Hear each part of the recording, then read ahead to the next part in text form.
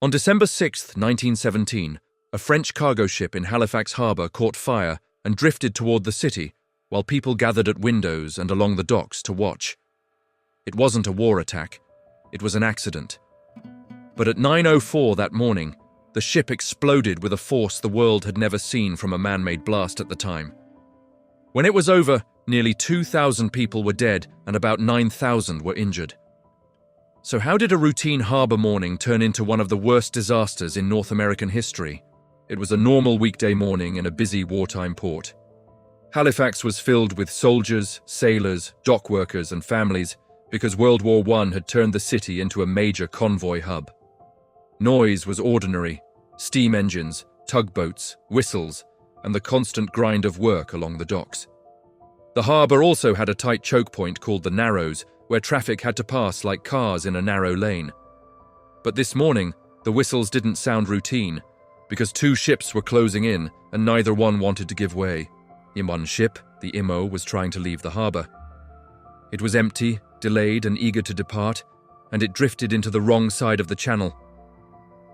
The other ship, the French Mont-Blanc, was entering Halifax to join a convoy.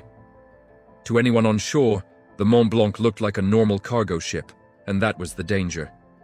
Its worst secret was hidden below deck. It carried picric acid, TNT, and gun cotton, plus barrels of benzol, a highly flammable fuel stored on deck. The Narrows had rules, and those rules existed for a reason. Ships were supposed to stay to their side, signal clearly, and pass in an orderly way. But that morning, the Imo held its position in the wrong lane, and the Mont-Blanc held its course in the correct one. Whistles echoed across the water as both sides insisted, and the distance between them kept shrinking. To onlookers, it probably looked like a tense but solvable harbor problem, the kind that ends with angry shouting, not a catastrophe. At 8:45 a.m., the two ships finally scraped together.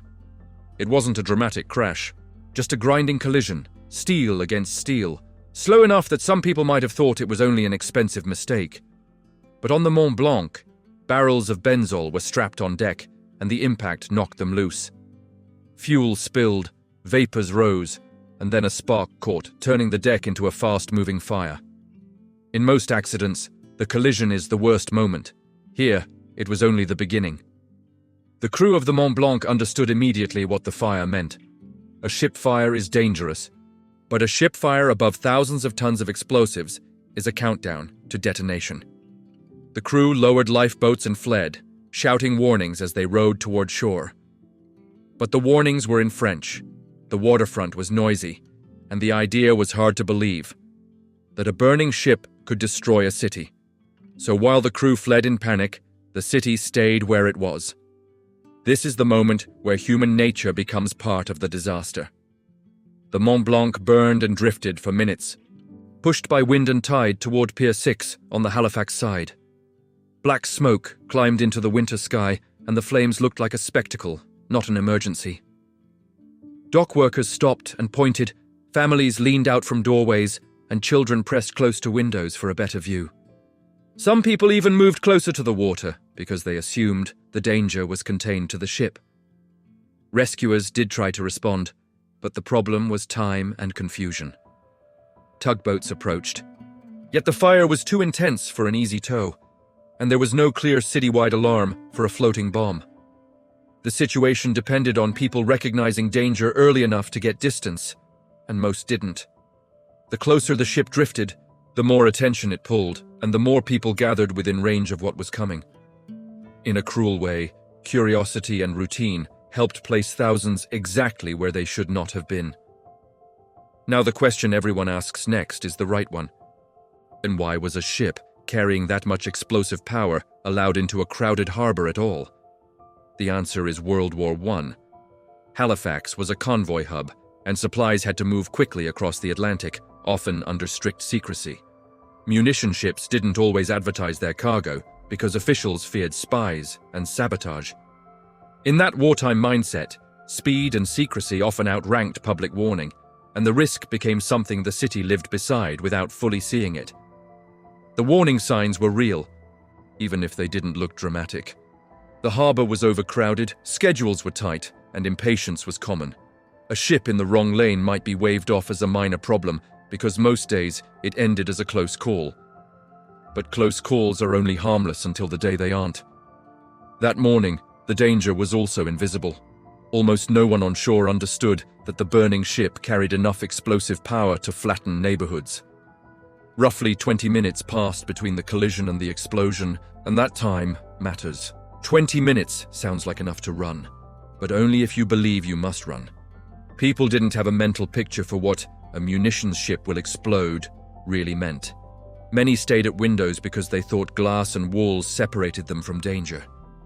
Others stayed because the fire seemed like an event, not a death sentence. The city had time, but not recognition. At 9:04 a.m., the Mont-Blanc detonated.